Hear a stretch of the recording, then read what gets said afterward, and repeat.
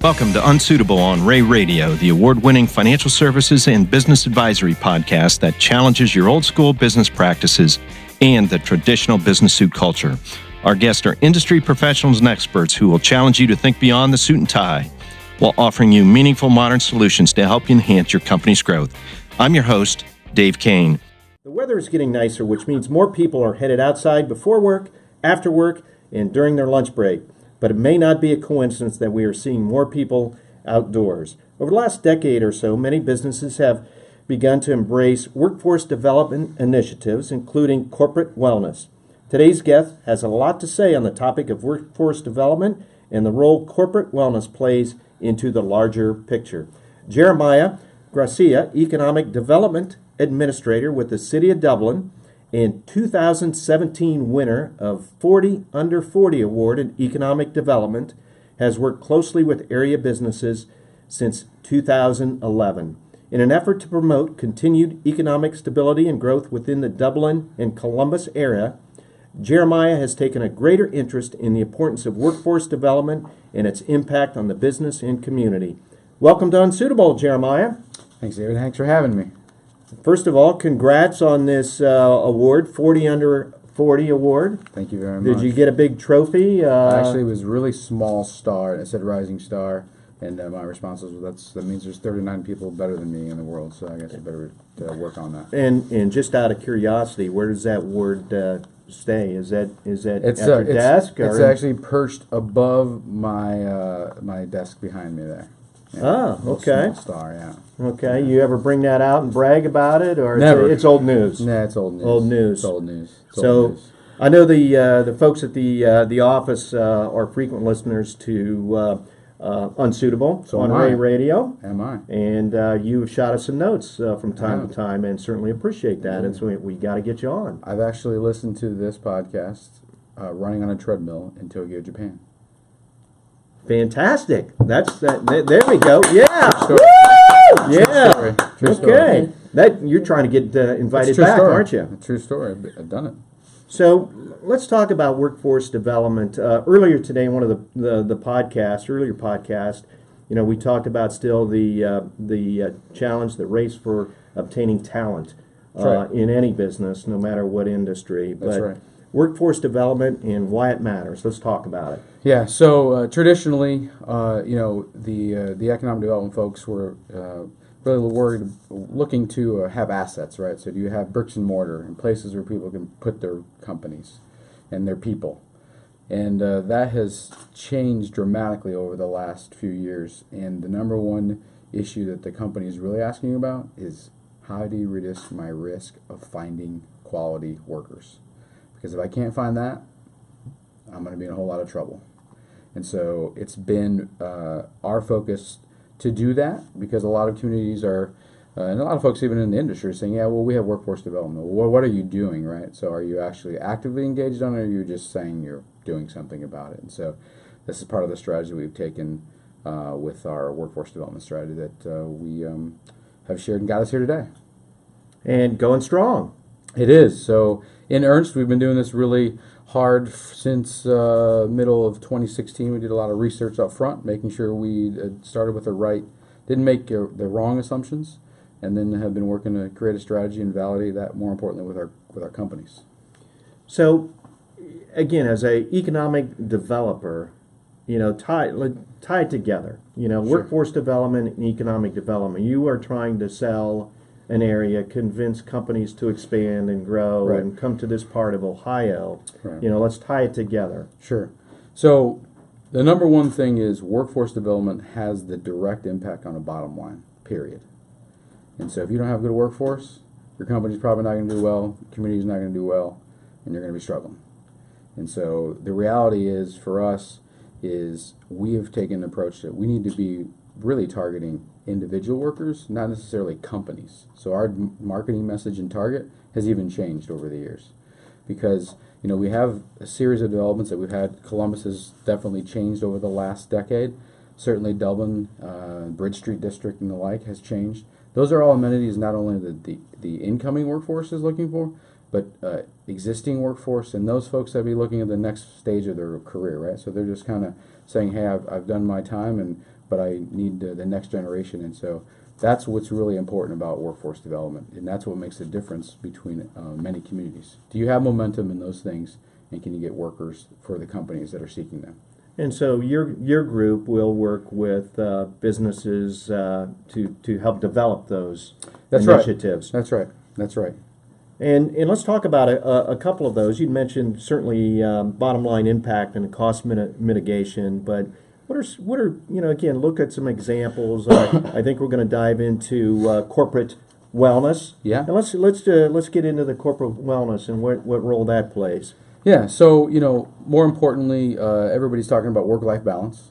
And what other amenities do you provide your employees and benefits other than the salary figures, right? And so, one of the things that we've found that's we are really kind of the cutting edge on is creating this corporate wellness program that, as far as we can tell, is the only program of its liking in the nation.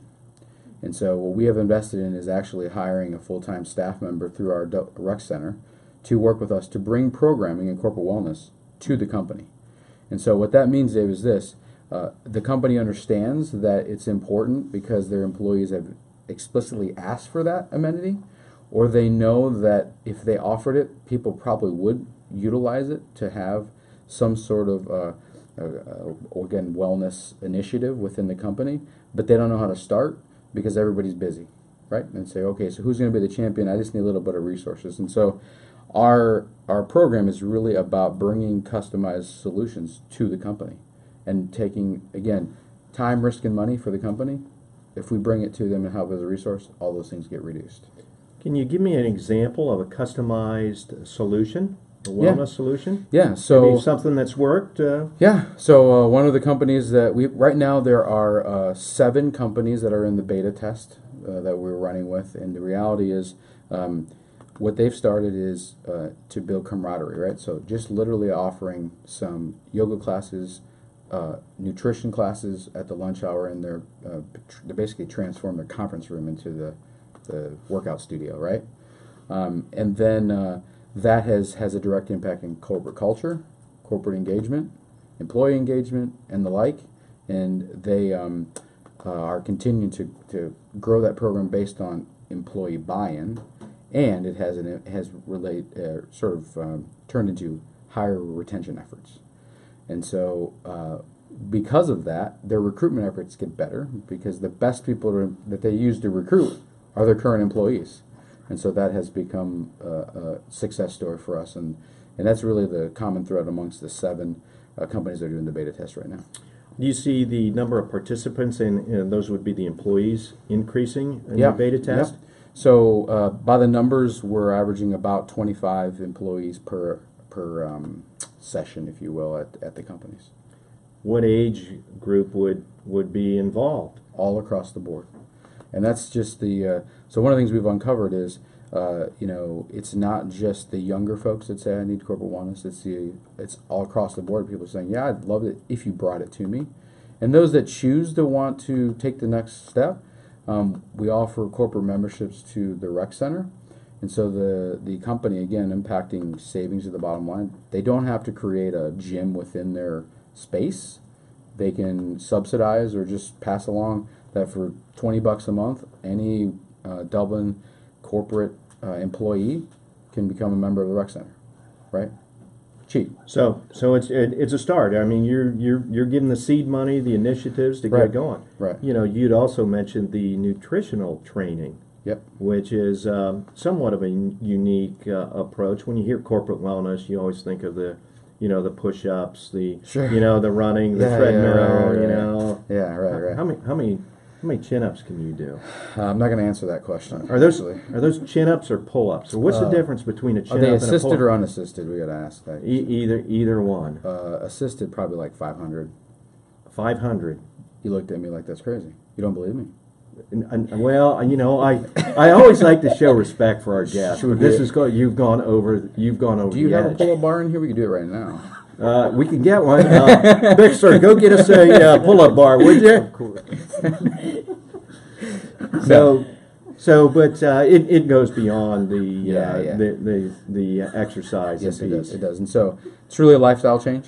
right? And so the nutritional part too that's a small step into helping, and even in our own organization, we have a strong healthy. It's called Healthy by Choice, the city, and it has really changed how we work out as employees in small groups, and how we connect with people from other departments that we otherwise wouldn't necessarily meet up with because of just different job demands and being in different locations. Is this a selling tool that you use when you go out on the road to talk to businesses that want to come to Ohio? Yes, it is, and it is also, more importantly, a huge sales tool for existing companies to want to continue to invest here. To retain. Yes, and it's a big deal for them because, again, they understand this will make them a more attractive place to work. And it's either responding directly to a request, or they know they need to be doing this in order to remain competitive. And if they don't, they're likely going to lose employees to the competitor. Sure. We always like to go off script a little bit on unsuitable, but Sure. we do need to talk to you a little bit about the business environment, the business atmosphere in the state Sure. of Ohio. Yeah. How are we doing? Well, actually, by a region, we're surpassing our 10-year mark. So we're on pace to exceed 150,000 new jobs since 2010. And more importantly, wages have also increased with that per capita. For the statisticians listening, per capita. So the per capita rate is has almost increased by 30% since 2010. And so what that reflects on Dublin being part of the Columbus market is obviously we're contributing to those numbers. Not all of them, but a significant portion of them. And we know Dublin is the largest, has the largest economic impact of all the suburbs in Central Ohio. And so we know we're doing well, but we know that if we don't do things like this workforce development piece, we'll lose traction, we'll lose ground, and momentum, more importantly. And you can't rest on your laurels. You Never. got to do something Never. different today than That's you did right. yesterday. Actually, our motto in our office is you cannot rest on your laurels. I mean, it sits on our strategic plan at the top and says you cannot rest on your laurels. Is that backed by your plaque? No, it's not. It's actually backed by the city manager, and he always asks things like, "What are you doing next?" Stuff like that. Sure. Yeah. It's a challenge. It is a challenge, but it's good. So, off the top of your head, keeping with that theme, where does Ohio rank among the other states as far as business growth, job growth? Yeah. So over the last, I'm going to say, 3 years, Ohio has been in the top 3 of new projects across all states. Typically, Texas and Ohio are competing for the most projects and investment on a given year. This year, we were number 2. Texas it's a large state. They got a lot of activity. There's a lot of good things about it, but we're holding our own. We see that the investment pipeline is strong, and more importantly, we see companies that are staying here and, really staying here longer and being successful, which helps us do our selling. And so it takes us across the globe. So we travel with our partners across the globe. As I mentioned earlier, I literally listen to this podcast in Tokyo, overlooking Tokyo downtown from the Imperial Hotel. We're going to get that on our website. That's great. That testimony is wonderful. Let's talk about the industries, type of industries that are coming to Ohio, Central Ohio, and I've heard you speak about the IT workforce development in the area. Sure. And I even heard you say every company is an IT company, no matter what product or service it provides. That's right. Can you expand on that comment? Yeah, so we got behind every great company, there is an IT backbone. And so we took this approach very literally, and we've talked to many companies in our community and also read a lot of stories on places like Donato's Pizza, Domino's Pizza. Their largest divisions are IT divisions. And in fact, Interesting. And they will tell you, Domino's Pizza specifically, has run many stories in many different CBS Sunday mornings. You read articles about them. They consider themselves an IT company. And taking that to what we are here in Dublin in terms of, yes, by the numbers, the largest concentration of IT companies in Dublin, largest concentration of companies are IT based. In fact, we have 3 times the national average of IT companies based in our community per capita than any other place in the world. Okay. And so taking that into consideration, we said behind that again is workforce. And so more importantly, we'll see the market going with things like Smart Columbus, Smart Cities initiatives, AI, data analytics. Companies are making decisions based on that data, and what supports that data is IT infrastructure. Right. You know, our production crew gave me some notes, and they said no matter what you do not ask Jeremiah about credits and incentives. So, you know, let's talk about credits and incentives. You want to talk about that a little bit? We can talk about it. I mean, in some circles, that's a dirty word, but you know, it is what it is. So, the short answer is that's less than 2% of what an economic development professional does. And what I tell a lot of folks is incentives are part of the game, but not the game. Only part of it. Incentives will never make a bad deal good. So if you don't have the right community, the right workforce, the right assets behind that, it doesn't matter how big of an incentive we show up with, you're not going to win the project. Because when they do their site visit, they're going to see right through that. So again, going back to where we started the podcast, being creative. That's right. With workforce development issues and the corporate wellness. And, you know, let's talk about, in a few minutes we have left, the additional tips to help business owners develop their workforce. Yeah. What are some ideas you have? Well, so one of the things that we've talked about in our strategy is soft skills are the hard skills, right? And so soft skills rule the day on a lot of even the technical side of the IT space. Or maybe even in the technical, like accounting, for example, right? Do you have the folks on your team that have those soft skills that can maintain a conversation, can do business development, can they have some sales and marketing? When they need to do that, do they have great communication skills? And so those are things that we're bringing to the companies that understand, and those that get it are already implementing it. Those others are talking about it, but they don't prioritize that in the sense of they may not budget for it, both literally on the line on them, or have a staff member that's responsible for implementing that and executing on that plan. And so what we've also done is bring these workforce assessments to those companies to help them get a baseline foundation of where they are, right? So where are you on aligning and the things we talked about of attracting employees, aligning resources, developing teams, and retaining your talent. And there's a metric and a scorecard that we provided them, and we are right now footing the bill for that assessment as an investment to prove the program that we're creating has value, and lessons learned from that to make the next iteration of whatever program or offering that we give to the companies. Are we making headway of retaining the talent?